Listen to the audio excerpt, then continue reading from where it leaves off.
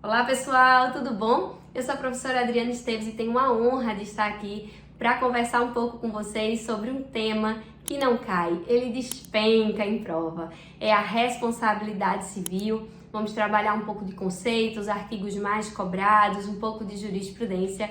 Mas antes eu queria te pedir que, caso você não me siga, me segue lá no Instagram. O meu Instagram é o @AdrianaEstevesDef. Tem sempre muitas dicas para o concurseiro.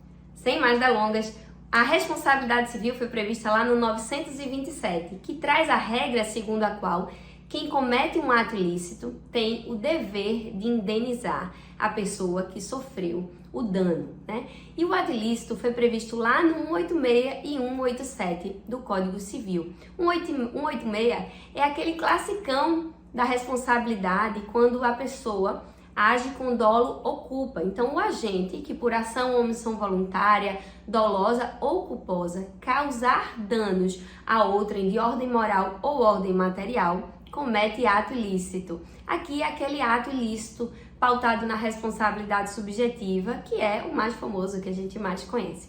E existe um conceito ampliado de ato ilícito que abarca também o abuso de direito, que foi previsto lá no 187. No abuso do direito do 187, diferentemente do 186, o agente tem um direito, mas ao exercer esse direito, ele se excede. Ele viola os fins econômicos, sociais, a boa-fé ou os bons costumes. Sei lá, vamos dar um exemplo aqui. Um vizinho seu que coloca uma música dentro dos decibéis permitidos de dia e de noite, mas ele não desliga o som dele, ele deixa o som 24 horas ligado, aquela coisa ali insuportável, o tempo todo, que os vizinhos não aguentam mais, ainda que tecnicamente ele esteja ali dentro do permitido pela lei, mas ele faz aquilo o tempo inteiro. Então ele causa, né, essa violação do abuso do direito pelo excesso dele. Então esse seria um exemplo. E o abuso do direito, diferente do ato ilícito tradicional que eu defini há pouco, a responsabilidade neste caso aqui, ela é objetiva pela violação de um dever de confiança, certo? A responsabilidade dentro do Código Civil, em regra, ela será subjetiva. Isso significa que eu preciso observar os elementos da conduta, o dolo, a culpa, o nexo de causalidade e o dano ou o prejuízo que foi suportado pelo agente. Então, esses elementos, para que a pessoa vá, né, cobrar do outro um dano que tenha passado de ordem moral ou material, ela precisa provar esses 4 elementos que falei. Mas em algumas situações, a responsabilidade será objetiva, certo? Será objetiva quando tiver descrito no código expressamente que se trata de responsabilidade objetiva, ou nas situações também em que a atividade praticada pela pessoa implicar riscos para os direitos de outrem.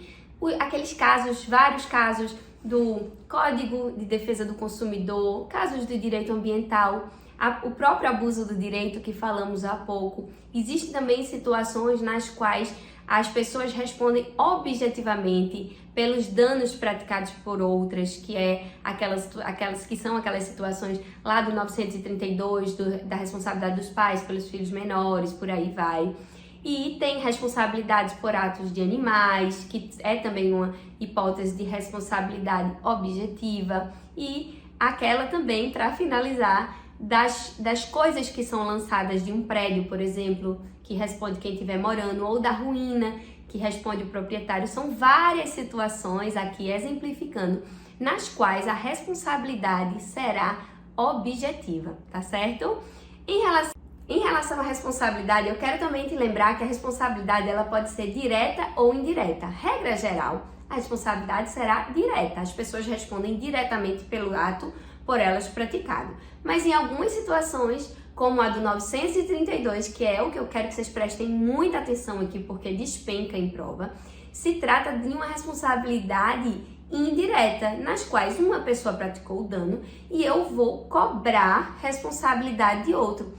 É o exemplo, por exemplo, dos pais pelos filhos menores, do empregador pelo empregado, tutores e curadores, os donos de hotéis, hospedarias, os que tiverem participado do produto do crime. Todas essas situações, essas pessoas respondem objetivamente pelo dano praticado por outro, certo? Se diz que ela é objetivo indireta. Então, essas pessoas do 932, elas respondem objetivamente pelos danos praticados por outras pessoas, mas elas têm direito à ação regressiva, já está lá previsto no 934, que elas terão direito à ação de regresso para reaver o que pagaram, né, o prejuízo que suportaram em razão dessas outras pessoas, com exceção dos descendentes absolutamente ou relativamente incapazes. Então, a exceção aqui está em relação aos pais, que em regra não poderão cobrar os prejuízos que pagaram em razão de condutas dos filhos, tá bom? É isso, pessoal. Eu trouxe aqui para vocês um pouco da responsabilidade, dos conceitos, do que é muito cobrado em prova. É um resuminho para você deixar aí um pouco mais organizado na cabeça. Estou disponível para falar sobre outros temas que vocês tenham interesse. Me contem aqui se vocês gostaram do vídeo, se tem outros que vocês gostariam de ver por aqui também. Foi um prazer estar com vocês e até a próxima!